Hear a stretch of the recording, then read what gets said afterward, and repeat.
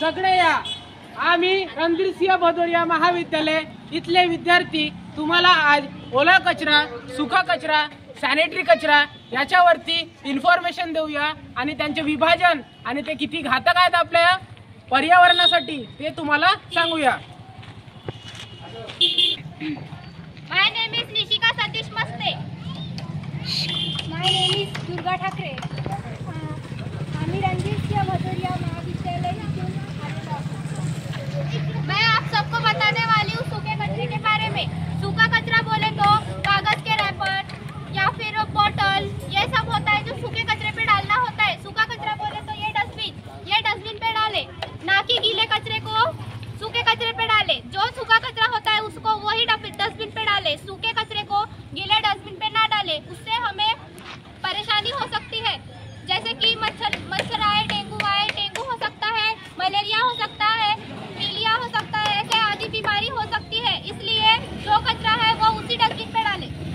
असतात त्या आपण सुका कचऱ्यामध्ये टाकल्या पाहिजे, कारण जेणेकरून ते प्राण्यांना वगैरे घातक व्हायला नाही पाहिजे। जर त्यांनी ते प्लास्टिक खाल्ली तर ते मरून जातील। एवढे बोलून मी माझे 2 शब्द संपवते।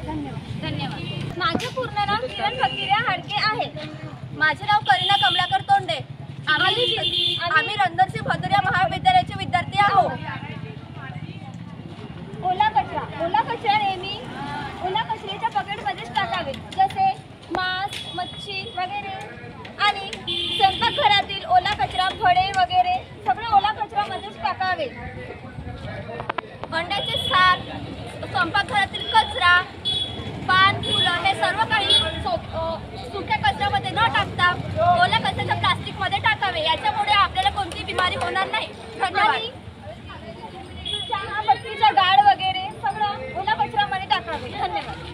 पैड के बारे में बताने वाली हूँ, सैनिटरी कचरे के बारे में। जैसे कि हमारे पीरियड में हम पैड यूज करते हैं, उसके जो रैपर रहते हैं, जो हमारे पैड्स रहते हैं, वो एक पॉलीथीन में उसको अच्छे से डालें, ना कि इधर उधर कहीं फेंके। उससे हमें इन्फेक्शन हो सकता है, रिएक्शन हो सकता है, उससे भी हमें कहीं बीमारी हो सकती है। इसलिए जो कचरा होता है, जो सैनिटरी पैड होता है, जो हमारे यूज किए हुए होते हैं पीरियड्स के टाइम, वो डस्टबिन में ही डालें, एक पॉलीथीन में पैक करके।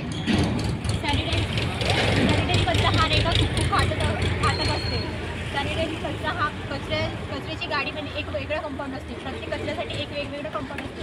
तर सॅनिटरी कचरा हा एका कागदामध्ये लाल मार्करनी एक साईन करून त्या कंपाऊंडमध्ये टाकायचे असते।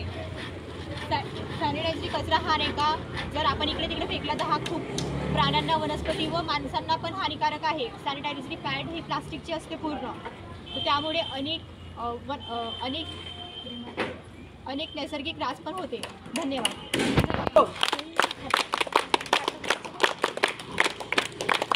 काकडे, रणधीरसिंह भदौरिया महाविद्यालयाची विद्यार्थिनी। मी तुम्हाला घातक कचऱ्याविषयी सांगणार आहे। तसं तर संपूर्ण कचरा घातकच असते। त्यामध्ये ट्यूबलाईट, धारदार वस्तू, केमिकल्स इत्यादी घातक कचऱ्यामध्ये येते। तर त्यांना कागदामध्ये किंवा पिशवीमध्ये रॅप करून फेकावे। धन्यवाद।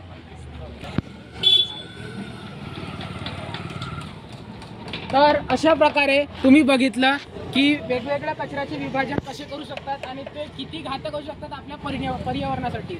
तर मी सांगू इच्छितो की आमच्या या छोट्याशा उपक्रमामार्फत तुम्हाला एवढीच माहिती देण्याची इच्छा आमची हे आपला एक उपक्रम होता की तुम्ही ओला कचरा, सुका कचरा आणि सॅनिटरी कचरा आणि जे घातक कचरा आहेत जे आमच्या विद्यार्थ्यांनी सांगितले त्याच्यावरती तुम्ही एक अंमल करा आणि ते वेगवेगळे त्यांचे विभाजन एका पद्धतीने, एका प्रॉपर पद्धतीने त्याला विभाजित करा आणि आपल्या पर्यावरणाला सुरक्षित ठेवा हीच आमची विनंती आहे। धन्यवाद।